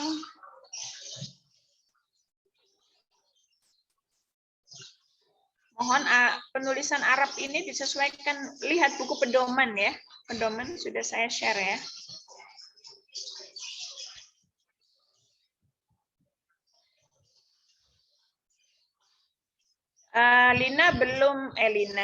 Eva belum menjelaskan pondoknya ya. Kenapa pondok itu yang dijadikan sebagai objek penelitian? Alasannya belum disampaikan. Hanya menyebutkan berdasarkan pembahasan tersebut, penulis tertarik untuk melakukan penelitian Living Quran di pondok pesantren. Nah ini yang melatar belakangi pemilihan objek pondok pesantren itu belum disampaikan oleh Lina ya. Mohon disampaikan ya Lina ya. Eva. Iya. Oke, identifikasi masalah. Ini bukan masalah ya Eva ya. Tujuan dilakukannya tradisi pembacaan ini bukan masalah. Pembacaan surah Al-Fatihah merupakan wirid, ini juga bukan masalah. Emang ada masalah ya Eva ya? Surah Al-Fatihah dijadikan wirid? Enggak ya? Enggak ada masalah ya? Jadi ini mohon direvisi. Tanggapan masyarakat sekitar pesantren terhadap, nah ini juga bukan masalah. Tanggapan yang gimana nih? Baru kalau tanggapannya menimbulkan masalah ya sampaikan tanggapan apa mereka itu di dalam merespon surat Al-Fatihah. Al-Fat ayat 29. Tapi kalau hanya tanggapan masyarakat kan ambigu ya. Tanggapannya yang gimana? Terus juga poin 5, makna dibalik tradisi. Ini juga nggak ada masalah. Jadi mohon direvisi semuanya. Identifikasi masalah yang dipaparkan bukan masalah. Kemudian pembatasan masalah ini juga untuk membatasi pada aspek tujuan dilakukannya tradisi. Nah ini juga mohon namanya pembatasan masalah itu membatasi apa yang ada di identifikasi. Karena identifikasinya Eva harus direvisi, berarti pembatasannya juga sama ya. Jadi membatasi apa yang ada di identifikasi. Kebanyakan memang nggak menghubungkan dengan identifikasi ya. Harusnya dihubungkan. Jadi apa yang Anda sebutkan 1, 2, 3, 4, 5 di identifikasi itu di pembatasan masalah Anda sampaikan membatasi dari apanya nih? Dari 5 itu yang mau diambil yang mana? Fokus kajian Anda. Begitu ya, itu pembatasan masalah. Kemudian rumusan masalah. Bagaimana tradisi pembacaan surah Al-Fat? Mungkin bagaimana praktik ya, bagaimana praktik pembacaan surah Al-Fat ayat 29 di pondok pesantren. Kemudian bagaimana makna di balik tradisi pembacaan surah Al-Fat ayat 29. Ini langsung menggali makna di balik ya. Tapi belum menggali bagaimana respon si pengamalnya ya. Jadi kalau menurut saya sih poin B-nya itu bagaimana resepsi ya, resepsi para pengamalnya ya, entah itu yang mau diteliti santrinya atau juga ada pengurusnya atau juga pengasuhnya. Baru nanti poin B, poin C-nya bagaimana makna dari tradisi itu ya, dari tradisi pembacaan itu. Karena kalau hanya bagaimana praktik terus tiba-tiba langsung bagaimana makna, sementara Anda belum mewawancarai bagaimana resepsi atau respon mereka terhadap pembacaan itu ya, tradisi pembacaan itu, maka ya tidak terbaca maknanya.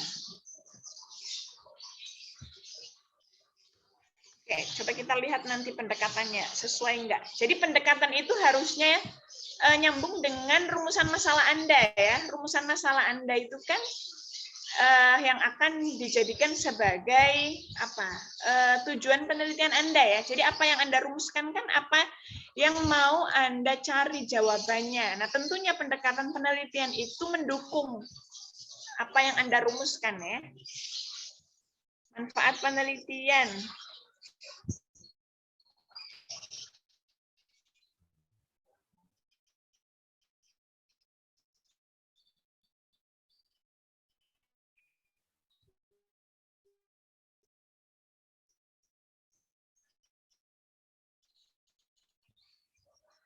Dan penelitian belum Anda sampaikan ya, di yang pertama.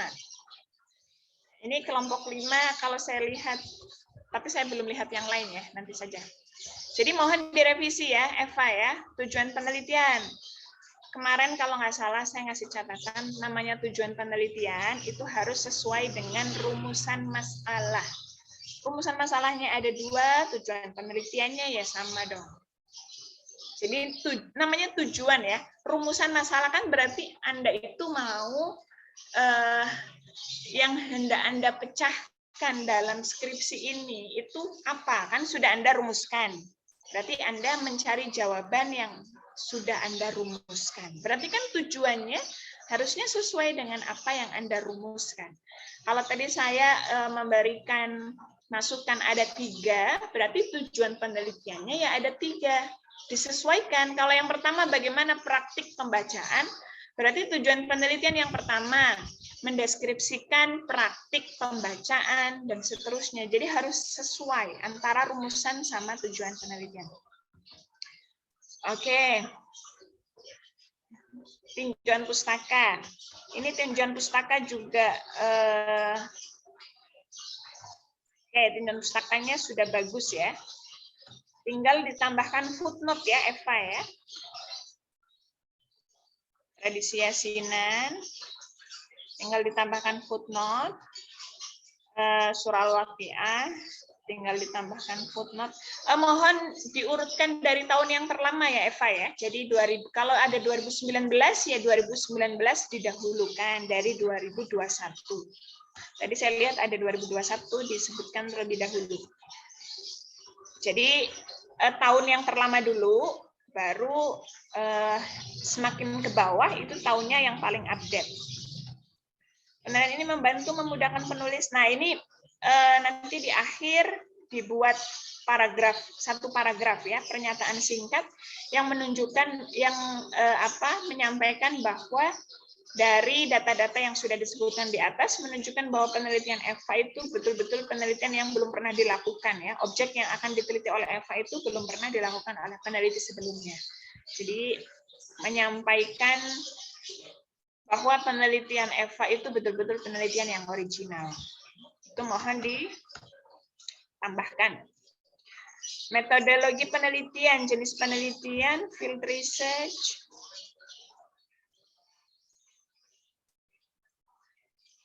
sumber data.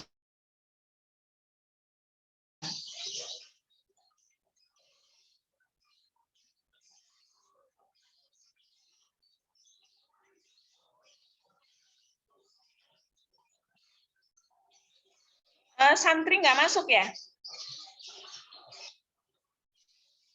Oh, masuk Mas ya. bagian, Bu. Perwakilan. Ini pakai purposive.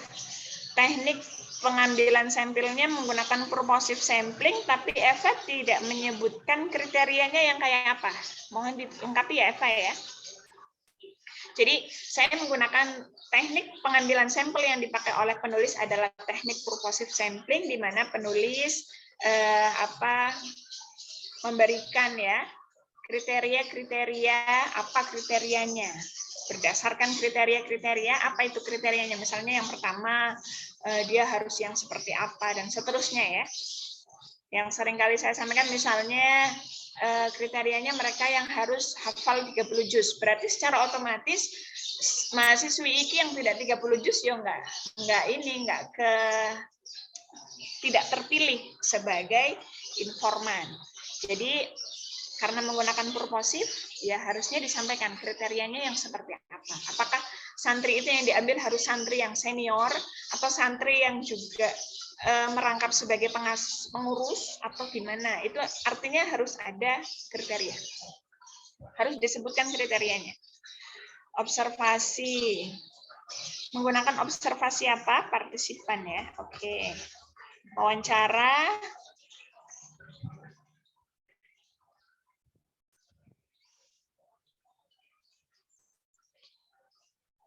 Ya, menggunakan wawancara tidak terstruktur berarti ya. Dokumentasi, teknik analisa data. Teknik analisa datanya mohon disempurnakan ya. Coba lihat proposal-proposal teman. Kemarin ada yang sudah bagus. Pendekatan penelitian.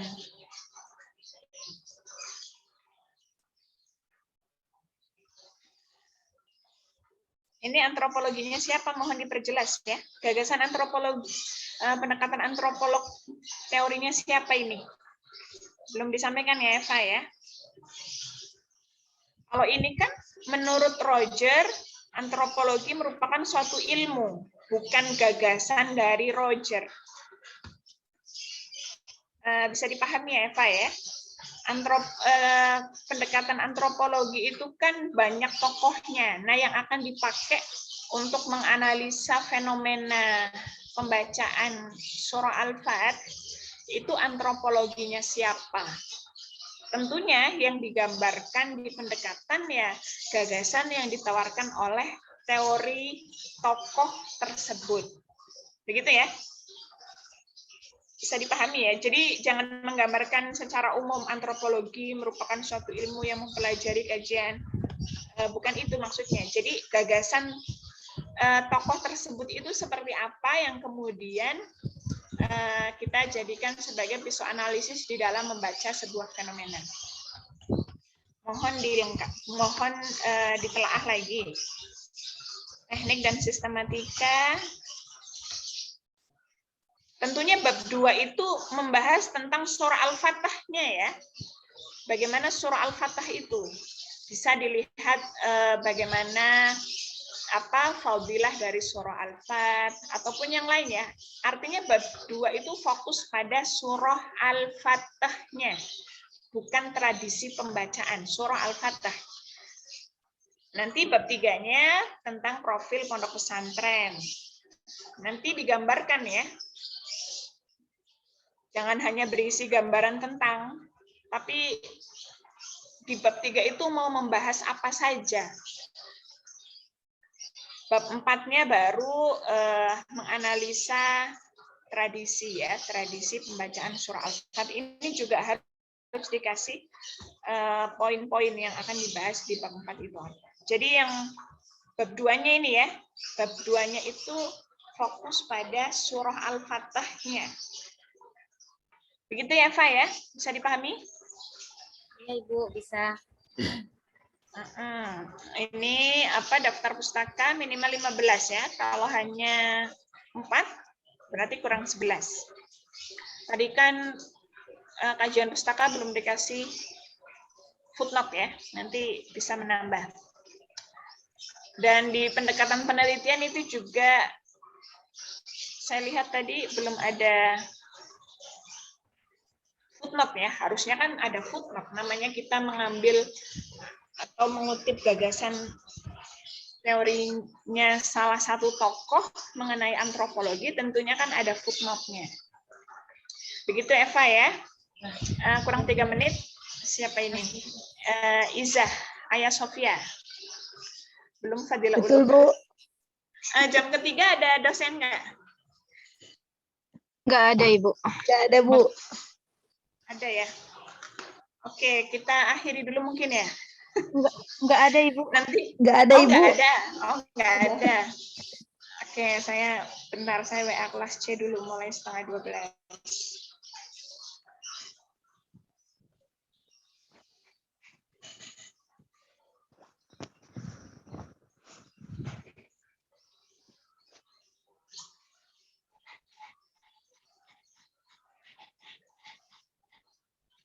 Oke.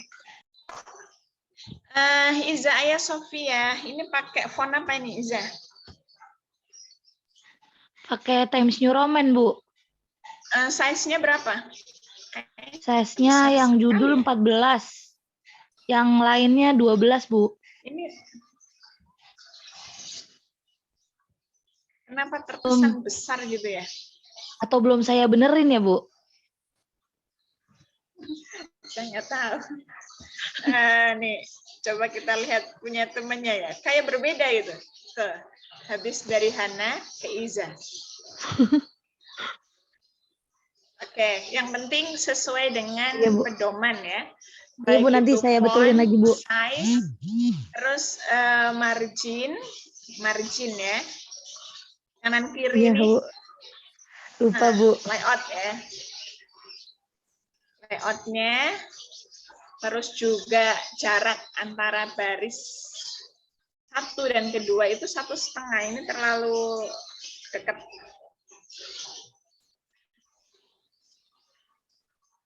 Oke. Di latar belakang apa yang ditambahkan dari catatan kemarin, Lina? Iza. Saya kurang-kurangin yang bertele-tele, Bu. Sebentar. Iza. Konsep infak dan sedekah perspektif kitab tafsir era pertengahan. Tafsir At-Tabari itu klasik atau pertengahan? Saya nggak tahu, Bu. Saya kira itu pertengahan, Bu, atau Bari. At-Tabari di abad berapa memang? Abad berapa ya? Masih ingat nggak? Dulu. Enggak, Bu. Dia abad ketiga ya. 3-4. Masih masuk klasik. Oh. Jadi coba ini ya. Konsep infak menurut saya sih karena sudah dibahasa Indonesiakan ya. Jadi menggunakan K aja, jangan Ki. Menggunakan bahasa Indonesia saja. Konsep infak. Pakai K kan ya Indonesia ya? Iya, Bu. Konsep infak dan perspektif kitab tafsir era pertengahan. Nah ini juga pemilihan kenapa pertengahan sama modern saja, tidak klasik pertengahan dan modern. Kenapa hanya milih pertengahan sama modern? Apa ya, Bu? Kalau klasik kan, saya mikirnya kayak kalau klasik pasti udah banyak yang bahas gitu, Bu. Tapi At-Tabari klasik. Iya, Bu. Saya kira At-Tabari pertengahan. Nah ini juga coba ditelaah lagi ya. Iya, Bu. Kalau memang secara klasik mau dimasukkan supaya ingin melihat bagaimana perkembangannya ya dari klasik, pertengahan maupun kontemporer. Tapi coba cari kitab tafsir yang menarik ya, supaya terlihat bagaimana perkembangan dari klasik, pertengahan maupun kontemporer di dalam membaca infak dan sedekah.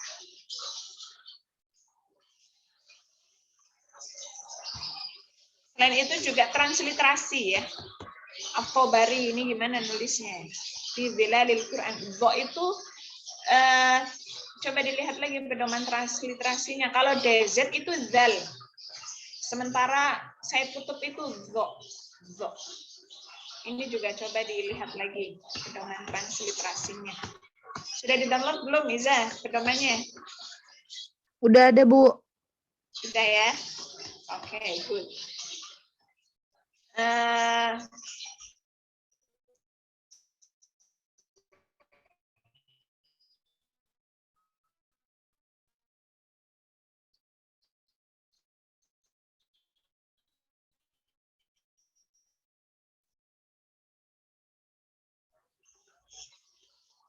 Bisa.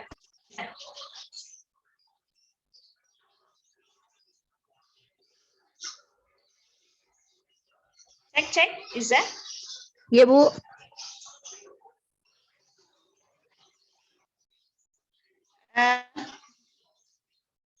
Oke, yang pasti begini. Ini juga waktunya karena sudah mepet ya. Latar belakang mohon disesuaikan dengan judul Anda. Judulnya itu kan kajian dari, kalau memang mau ingin melihat klasik, pertengahan, dan kontemporer, itu kan berarti ingin melihat bagaimana perkembangan dari para mufasir di dalam membaca ayat-ayat infak dan sedekah. Berarti kan kalau memang dalam rangka ingin melihat bagaimana perkembangan penafsiran para mufasir, ya disesuaikan latar belakangnya. Kalau memang dalam rangka untuk melihat bagaimana perkembangan para mufasir di dalam membaca ayat-ayat sedekah dan infak, berarti kan latar belakangnya harus menyesuaikan ya. Betul, Bu. Ya, Iza ya. Iya, Bu. Iya, Bu. Sebetulnya mengkomparasikan pertengahan sama modern itu dalam rangka apa? Apa tujuannya sebetulnya? Sebenarnya sih tujuannya masih kayak yang proposal yang sebelumnya, karena ingin membetulkan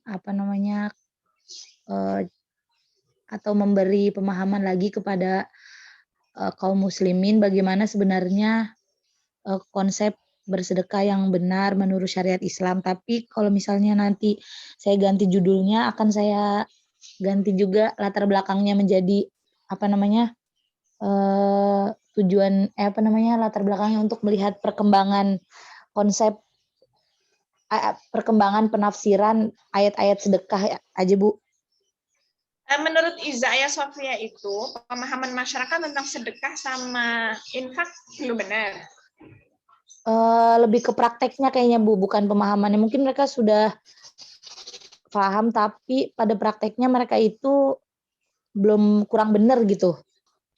Contohnya gimana praktek mereka yang nggak benar dalam berinfak dan sedekah? Contohnya banyak kaum muslim atau orang di sekitar saya sendiri yang merasa infak dan sedekah itu harus dilakukan ke orang-orang yang jauh, misalnya kayak yang dia lihat di sosial media, misalnya kayak ada orang miskin di daerah mana atau pesantren yang kekurangan apa, lalu dia merasa harus, saya harus ngasih, tapi sedangkan bersedekah sendiri kan ada syariat untuk kepada siapa, kepada orang terdekat dulu, misalnya tetangga atau orang tua atau saudara.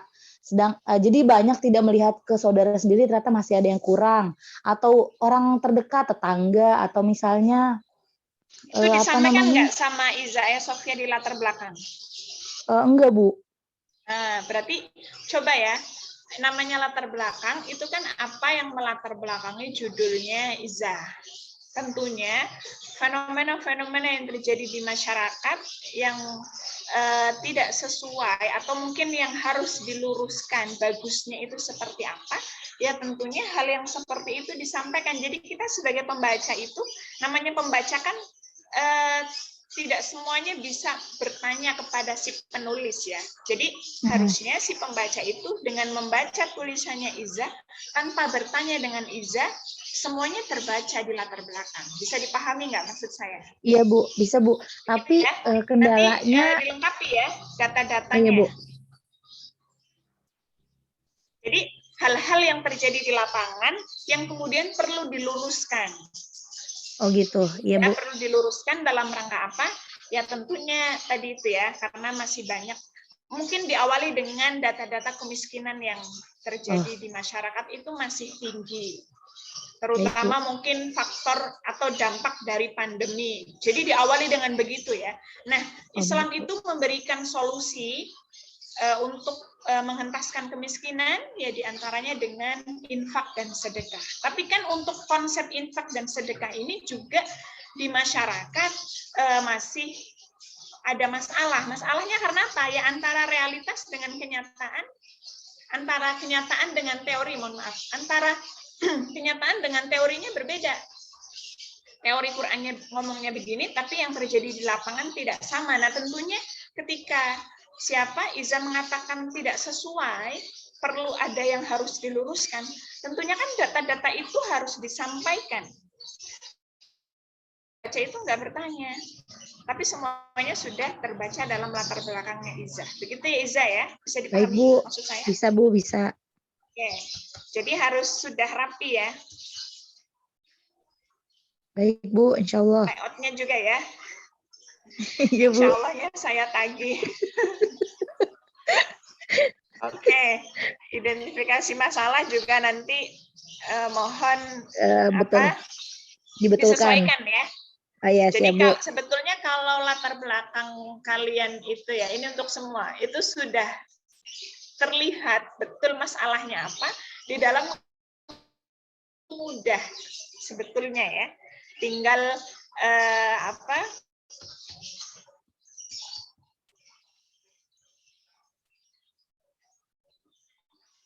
Oke, saya lanjut di pembatasan masalah. Nanti identifikasi masalahnya mohon direvisi juga. Pembatasan masalah, tadi saya sampaikan ya, membatasi apa yang ada di identifikasi. Hanya terfokus pada penafsiran ayat sedekah. Harusnya kan gini ya, penulis membatasi kajian konsep sedekah dan infak hanya, nah disebutkan dulu yang ada di identifikasi dari 1, 2, 3, 4, 5, itu yang mau dibatasi itu yang mana?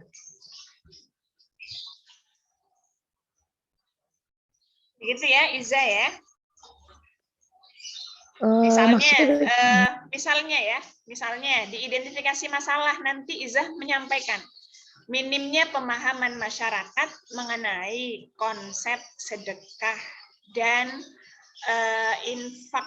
Minimnya pemahaman masyarakat terhadap konsep infak dan sedekah perspektif Al-Quran. Berarti kan di pembatasan masalah dari identifikasi masalah di atas, penulis hanya fokus pada aspek minimnya pemahaman masyarakat terhadap konsep infak dan sedekah dalam perspektif Al-Quran. Kemudian baru disampaikan bahwa untuk supaya fokus kajian ini, penulis membatasi objek yang diteliti untuk melihat bagaimana konsep Al-Quran berbicara tentang infak dan sedekah. Penulis membatasi hanya pada beberapa literatur kitab tafsir, yakni tafsir bla bla bla bla. Baru kemudian nanti dibatasi ayatnya dan seterusnya itu bisa dipahami nggak maksud saya? Bisa Bu. Nah, begitu ya? Begitu ya Iza Iya, ya? Bu. Oke. Baik, Bu. Siap. Jadi namanya pembatasan masalah itu membatasi apa yang diidentifikasi, jangan membahas yang lain. Baru nanti disampaikan uraian-uraian berikutnya ya. Membatasi ayatnya juga perlu dianalisa ya. Ini kan saya Iza pemilihan At-Taubah 60, Al-Baqarah 95, 195, Baqarah 210, Al-Fatihah ayat 3. Al-Fatihah ayat 3 itu apa? Al-Fatihah ayat 3 itu Ar-Rahmanir-Rahim, Bu. Saya juga lupa kenapa saya ngambil itu, tapi waktu itu karena apa ya? Ar-Rahmanir-Rahim apa? Coba deh. Oh, soalnya ayat sebelumnya itu tentang apa ya? Alhamdulillah. Maksudnya Pemilihan ayatnya pembahasan. mohon ditelaah lagi ya. Iya, Bu, iya, Karena Bu. waktunya mau habis, jadi mohon maaf saya cut. Tapi intinya gitu ya Iza ya. Pemilihan ayat harus berdasarkan talaah yang seharusnya sesuai dengan kaedah gitu ya. Jadi identifikasi dulu Al-Qur'an yang menggunakan kata infak sama sodakoh itu apa saja, ada berapa ayatnya, misalnya ditemukan ada 200. Nah dari 200 itu coba dilihat dulu, dipetakan, oh dari 200 ini sebetulnya tema utamanya itu kalau sudah dikelompokkan, diklasifikasi, itu ada 6 pembahasan. Nah dari 6 pembahasan ini ambil satu ayat yang mewakili, dan seterusnya. Jadi jangan ayat itu ngomong apa, kemudian kita paksakan dengan membaca infak dan sedekah. Itu namanya ayatisasi, memaksakan ayat berbicara infak dan sedekah, padahal ayat itu tidak berbicara tentang infak dan sedekah. Gitu ya, Iza ya. Baik, Bu. Nanti tujuannya nggak sampai nanti pingin meluruskan pandangan masyarakat, tapi pemilihan ayatnya nggak pas, jadi nggak tercapai. Ya, rumusan masalah nanti mohon coba dilihat proposal teman-temannya ya Iza ya. Dibuat ini 1, 2, 3 coba. Baik, Bu. 1, bagaimana penafsiran. Jangan hanya kitab tafsir At-Tabari ya. Coba At-Tabari itu kitabnya namanya apa? Masih ingat?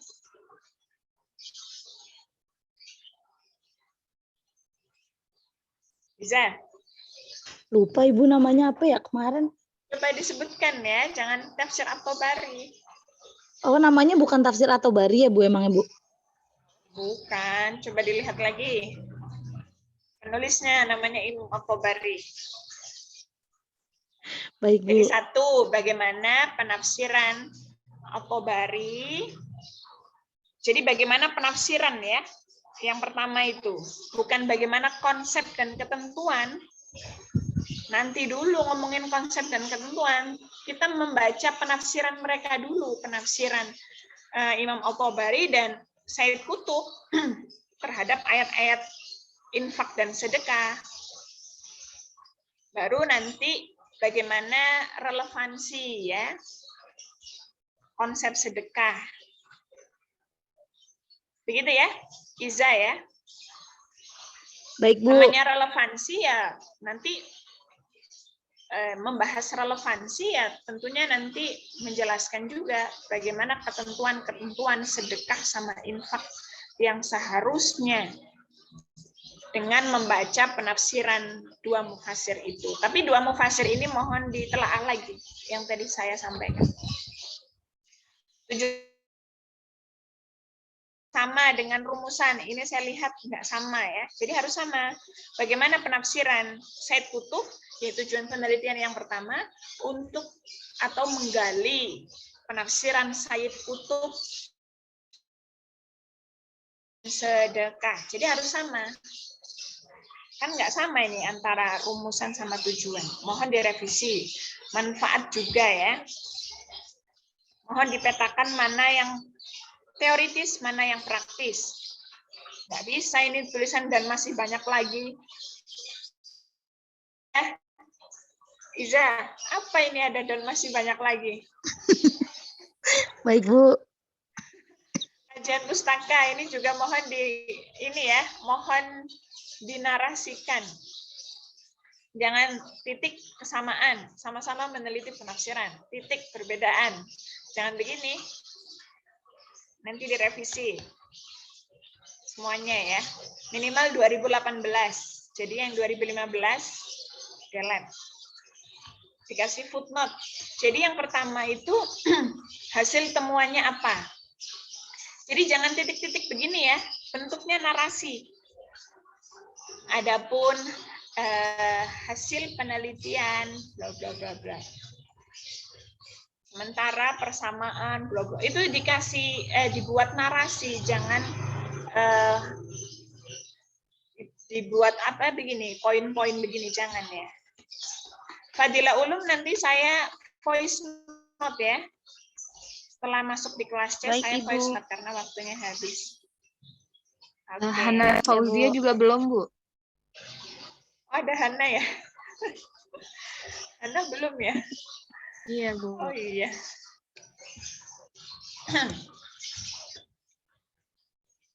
Ini harus direvisi kajian pustaka. Saya tidak mau masih yang begini ya, Iza ya.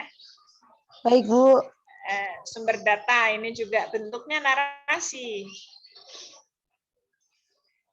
Ini nggak ada jenis penelitian ya. Iya, Bu. Oh, jenis penelitian, Bu, yang saya kemarin saya mau bikin itu saya lupa apa ya, yang satu lagi yang kurang itu yang kemarin saya dibetulin. F itu metode penelitian, baru nanti metode penelitian itu ada satu jenis penelitian, sumber data. Jadi nggak begini, poin G metode penelitian bukan. Coba dilihat pedomannya ya. Tafsir At-Tabari sama Fi Dhilalil Quran kalau mau dijadikan sebagai objek penelitian ya sumber primer dong, bukan sekunder. Karena kan yang mau diteliti dua kitab tafsir itu. Berarti kan dia sumber primer. Kenapa jadi sekunder? Bisa. Sekunder itu pendukung ya. Yang diteliti Saya dua kitab melihat di tafsir. contohnya, Bu, waktu itu, Bu. Contoh mana? Pokoknya waktu itu saya ngeliat di contohnya itu, jadi kalau Contohnya siapa? primernya kayak gimana ya? Contohnya Ibu. siapa? Waktu itu jadi ayat-ayatnya gitu disuruh ayat-ayat dari Al-Qur'an gitu-gitu, Bu. Terus baru nanti kayak saya juga awalnya mikirnya gitu sih, Bu. Ya Bu, ntar dibetulin deh, Bu. Oke, harus dibetulin, Iza. Oke. Nanti jadi jenis penelitiannya apa, sumber data, baru nanti teknik pengumpulan data. Saya tidak lihat teknik pengumpulan data. Setelah itu ada teknik analisa data, saya tidak melihat poin teknik analisa data. Baru nanti poin pendekatan penelitian. Pendekatan penelitiannya menggunakan apa? Tapi di sini juga menggunakan pendekatan kualitatif. Bukan, kualitatif itu metode penelitian, bukan pendekatan ya. Jadi mohon pakai pendekatan apa untuk membaca penafsiran At-Tabari sama Said Qutb. Nah, ini Izzah belum menjelaskan itu. Mohon direvisi. Sistematikanya juga. Jadi mohon direvisi ini. Revisi ya, Iza ya. Nanti Ya, Bu. ketika UAS, saya tidak mau lagi nih yang seperti ini. Dan teman-teman yang lain. Oke, waktunya sudah habis. Nanti insya Allah Lina sama Fadilah ya. Kalau yang Lisa Tartila kemarin saya sudah voice note ya. Aisyah yang belum. Oke. Hana sama Fadilah. Jadi Bu. Hana sama Fadilah ya. Fadilah Uli. Nanti dibantu kirim nomornya ya, Kasma ya. Nomornya Baik, Hana Ibu. sama Fadilah. Oke. Kurang lebihnya saya mohon maaf ya. Omelan saya jangan dimasukin ke hati, tapi harus direvisi. Oke. Nanti UAS itu kan akhir bulan Desember ya. Jadi saya mohon betul-betul direvisi. Jangan sampai mengulang kesalahan yang sama. Nanti kalau tidak direvisi, masih dengan proposal yang lama, nanti tidak lulus mata kuliah sempronya. Ya Kasma ya, diingetin teman-temannya. Oke, kurang lebihnya saya mohon maaf yang sebesar-besarnya. Wassalamualaikum warahmatullahi wabarakatuh. Waalaikumsalam warahmatullahi wabarakatuh. Terima kasih banyak. Terima kasih, Ibu. Iya, sama-sama. Saya izin live ya. Selamat makan. Baik, Ibu.